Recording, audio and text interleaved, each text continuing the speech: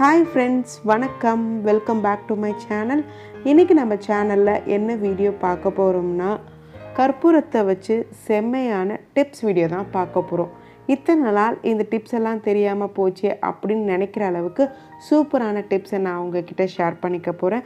அதனால வீடியோவை ஸ்கிப் பண்ணாம ஃபுல்லா பாருங்க. நம்ம சேனல்ல இருக்கிற வீடியோவை ஃபர்ஸ்ட் டைம் பார்க்குறீங்கன்னா மறக்காம சேனலை சப்ஸ்கிரைப் பண்ணி பக்கத்தில் இருக்கிற பெல் பட்டனையும் கிளிக் பண்ணுங்க. நம்மளோட வீடியோஸை நீங்கள் இன்ஸ்டாகிராம் ஃபேஸ்புக்லேயும் ஃபாலோ பண்ணலாம். ஃபர்ஸ்ட் டிப் என்ன அப்படிங்கிறத பார்க்கலாம். இங்கே வெர்ஜின் கோகோனட் ஆயில் எடுத்து வச்சுருக்கேன். அதாவது செக்கில் ஆட்டின தேங்காய் எண்ணெய், கூடவே கற்பூரம் எடுத்து வச்சுருக்கேன். நீங்கள் பச்சை கற்பூரமும் பயன்படுத்திக்கலாம், இல்லை நார்மல் கற்பூரம் கூட பயன்படுத்திக்கலாம். சின்ன பவுலில் ஒரு ஸ்பூன், அதாவது ஒரு டேபிள் ஸ்பூன் தேங்காய் எண்ணெய் எடுத்துக்கோங்க. கொஞ்சமாக ஒரு பிஞ்சு கற்பூரம் எடுத்து அதை அடுப்பில் வச்சு லைட்டாக வார்ம் பண்ணி, அந்த கற்பூரம் கரையிற அளவுக்கு நம்ம வார்ம் பண்ணி அதை யூஸ் பண்ணணும். இது எதுக்காக யூஸ் பண்ணணும் அப்படின்னு பார்த்தீங்கன்னா, இந்த கிளைமேட்டுக்கு, அதாவது மழை காலத்துலேயும் சரி குளிர்காலத்துலேயும் சரி குழந்தைங்களுக்கு சீக்கிரமாக சளி பிடிச்சிடும். இந்த மாதிரி சளி பிடிக்கும்போது அவங்களுக்கு இந்த எண்ணெயை நீங்கள் செஸ்டில் தடவி விட்டோம்னா அவங்களுக்கு சீக்கிரமாக சளி கரைஞ்சி வந்துடும். இது நார்மலாக ஒரு ஃபஸ்ட் டே செகண்ட் டே லைட்டாக சளி பிடிச்சிருக்கு அப்படின்னா இந்த மெத்தடை நீங்கள் ஃபாலோ பண்ணலாம். இல்லை இதை விட குழந்தைங்களுக்கு நல்லா கோல்டாக இருக்குது அப்படின்னா அடுத்த டிப்ஸில் நான் அதை உங்கள்கிட்ட ஷேர் பண்ணுறேன். பாருங்கள், இப்போ நான் அடுப்பை சிம்மில் வச்சு ஒரு பவுலில் ஒரு டேபிள் ஸ்பூன் தேங்காய் எண்ணெய் சேர்த்திருக்கேன். கூடவே ஒரு பிஞ்ச் கற்பூரம் சேர்த்துருக்கேன். இது தூள் கற்பூரம்னு சொல்லுவாங்க. கற்பூரத்தை சேர்த்திருக்கேன். இது நல்லா வார்ம் ஆனதுக்கு அப்புறம் தான் நீங்கள் குழந்தைங்களுக்கு இது அப்ளை பண்ணணும். அடுத்த டிப் என்ன அப்படிங்கிறத பார்க்கலாம். நான் ஆல்ரெடி சொன்ன மாதிரி நார்மல் கோல்டாக இருந்தால் நீங்கள் வெறும் ஆயிலை தடவினா போதும்.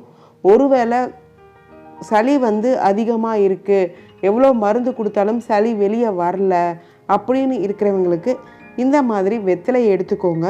நமக்கு அதை காய்ச்சி வச்சுருப்போம் இல்லையா, அந்த எண்ணெய் கை பொறுக்கிற சூடு வந்ததுக்கப்புறம் இந்த மாதிரி வெத்தலையில் ஃபுல்லாக அப்ளை பண்ணிவிடுங்க. தேங்காய் எண்ணெய், கற்பூரத்தை, காய்ச்சின எண்ணெயை வெத்தலையில் தடவி அடுப்பை சிம்மில் வச்சு இந்த மாதிரி காமிச்சிங்கன்னா கொஞ்சம் எண்ணெய் ட்ரை ஆகிடும். இந்த ட்ரை ஆன வெத்தலையை நீங்கள் குழந்தையோட செஸ்டில் 10 மாதிரி போட்டு விட்டுட்டீங்க, நைட் ஃபுல்லாக அந்த வெத்தலை இருந்துச்சு அப்படின்னா கண்டிப்பாக அந்த சளி சீக்கிரமாக கரைஞ்சிடும். வாமிட் ஆகவோ டாய்லெட் மூலமாகவோ அந்த சளி வெளியே வந்துடும். இதை கண்டிப்பாக ட்ரை பண்ணி பாருங்கள்.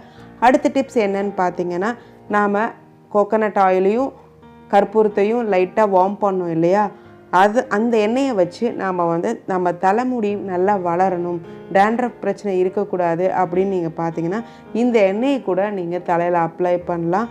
கண்டிப்பாக முடி வளர்ச்சிக்கு ரொம்ப சப்போர்ட்டாக இருக்கும். கண்டிப்பாக ட்ரை பண்ணி பாருங்கள். அடுத்த டிப் என்ன அப்படின்னு பார்த்தீங்கன்னா, நாம் நிறையா கற்பூரத்தை வாங்கி வச்சுருப்போம். இந்த மழை காலத்தில் சீக்கிரமாக கற்பூரம் கரைஞ்சி போயிடும். இப்படி கற்பூரம் கரையாமல் இருக்கிறதுக்கு என்ன செய்யலாம் அப்படின்னு பார்த்தீங்கன்னா, ஈவன் நம்ம பாக்ஸை நல்லா டைட்டாக க்ளோஸ் பண்ணியிருந்தா கூட கற்பூரம் கரைஞ்சி போயிடும். இதுக்கு என்ன பண்ணலாம் அப்படின்னு பார்த்தீங்கன்னா, ஒரு 4-5 மிளகு எடுத்துக்கோங்க. கற்பூரத்துக்கு குவான்டிட்டியை பொறுத்து ஒரு 4-5 மிளகோ இல்லை 10-15 மிளகோ எடுத்துக்கோங்க. அந்த கற்பூர பாக்ஸில் போட்டு வச்சுருங்க. போட்டுட்டு நல்லா டைட்டாக க்ளோஸ் பண்ணிட்டீங்கன்னா எவ்வளோ நாள் ஆனாலும் அந்த கற்பூரம் கரையாது. அடுத்த டிப் என்னன்னு பார்த்துடலாமா? இந்த மழைக்காலத்திலையும் குளிர்காலத்திலையும் சீக்கிரமாக குங்குமத்தில் ஃபங்கஸ் ஃபார்ம் ஆகிடும், இல்லைனா பூச்சி விழுந்துடும். இதை எப்படி மெயின்டைன் பண்ணலாம் அப்படின்னு பார்த்தீங்கன்னா, உங்கள் குங்கும பாக்ஸ் எடுத்துக்கோங்க. அதில் பச்சை கற்பூரமோ இல்லை நார்மல் கற்பூரத்தையோ நீங்கள் அதில் 1-2 போட்டு வச்சுட்டு நல்லா உள்ளே மிக்ஸ் பண்ணி விட்டுட்டீங்க அப்படின்னா அந்த குங்குமத்தில் வண்டோ இல்லை ஃபங்கஸோ ஃபார்ம் ஆகாமல் இருக்கும். கண்டிப்பாக இந்த ட்ரிப்பையும் ட்ரை பண்ணி பாருங்கள். அடுத்த டிப் என்ன அப்படிங்கிறத பார்க்கலாம். இப்போ பார்த்தீங்கன்னா நிறைய அந்த மழை காலத்தில் கருப்பாம்பூச்சி, சின்ன சின்ன பூச்சிகள் எல்லாம் நிறைய வீட்டில் இருக்கும். இதெல்லாம் எப்படி நம்ம க்ளீன் பண்ணி நீட்டாக வச்சுருந்தா கூட இந்த பூச்சிகளோட தொந்தரவு தாங்கவே முடியாது. இதை எப்படி மெயின்டைன் பண்ணலாம் அப்படிங்கிறத பார்க்கலாம். ஒரு ஸ்ப்ரே பாட்டில் எடுத்துக்கோங்க. உங்களுக்கு வேணுங்கிற அளவுக்கு தண்ணி கொஞ்சம் எடுத்துக்கோங்க. அது கூடவே கொஞ்சமாக தூள் கற்பூரமோ இல்லை நார்மல் கற்பூரத்தை ஒரு பீஸ் எடுத்து நல்லா தூளாக்கி அதில் சேர்த்துக்கோங்க. அதுக்கப்புறம் ஸ்ப்ரே பாட்டிலை க்ளோஸ் பண்ணிவிட்டு உங்களுக்கு பூச்சி எங்கெல்லாம் வரும்னு உங்களுக்கு கண்டிப்பாக ஐடியா இருக்கும்.